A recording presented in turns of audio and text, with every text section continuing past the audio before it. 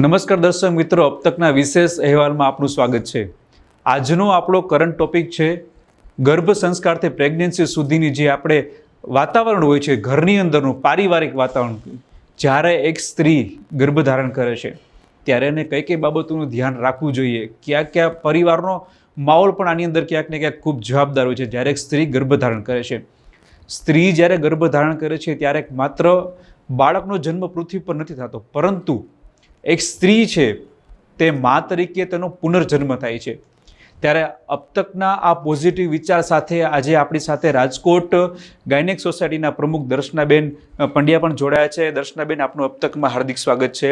ધન્યવાદ। દર્શનાબેન, પહેલો પ્રશ્ન હું તમને જ કરીશ કે સંતાનની ઉછેર છે તેની સમજણ અને કેળવણી છે તે કેવી હોવી જોઈએ? એના માટે હું એમ કહીશ કે સંતાનના જન્મ પહેલાં જ યુગલે પોતાની તૈયારી શરૂ કરવી જોઈએ ગર્ભધારણ કરતાં પહેલાં, જેથી કરીને એક ઉત્તમ સંતાન જન્મે અને એના દ્વારા આપણે એક ઉત્તમ અને સ્વસ્થ સમાજનું નિર્માણ કરી શકીએ।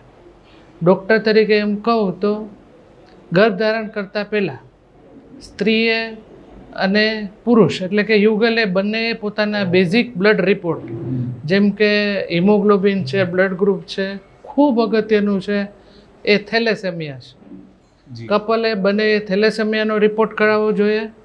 થાઇરોઇડ અને શુગર જેવા બેઝિક રિપોર્ટ કરાવવા જોઈએ। એ રિપોર્ટ છે એ કરાવ્યા પછી જ pregnancy should be by a choice, not by a chance, જેથી કરીને તંદુરસ્ત બાળકનો જન્મ થાય।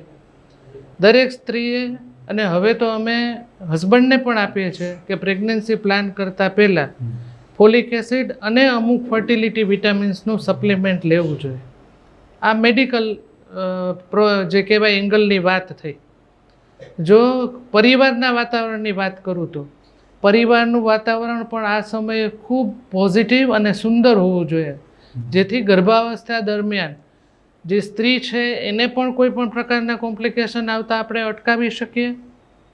ગર્ભસ્થ બાળકની પ્રેગ્નન્સી દરમિયાનની જર્ની પણ સુંદર રીતે થાય અને જ્યારે બાળક જન્મે ત્યારે એ જન્મ સમયના જે આઈડિયલ વજન અને એના બીજા બધા જ આગળના ડેવલપમેન્ટ માટેના જે જરૂરી પોષક તત્વો છે એ પણ એને મળી રહે, એ પ્રકારનું એક સુંદર અને સ્વસ્થ બાળક જન્મે એવી તૈયારી કપલે પણ કરવી જોઈએ અને એના પરિવારે પણ કરવી જોઈએ।